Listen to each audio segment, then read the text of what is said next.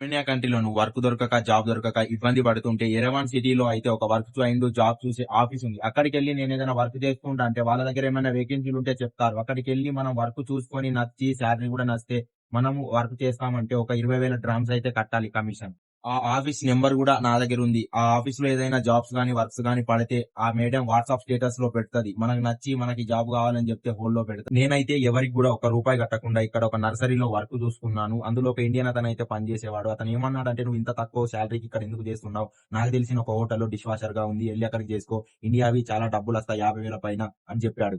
ఆ వర్క్ చేసుకోవడానికి 50,000 డ్రామ్స్ అయితే కమిషన్ కట్టాలన్నాడు. ఎందుకన్నా అంత కమిషన్ కట్టాలంటే అర్మీనియన్స్ కమిషన్ తీసుకుంటున్నారు. 50,000 డ్రామ్స్ అయితే కట్టాలన్నాడు.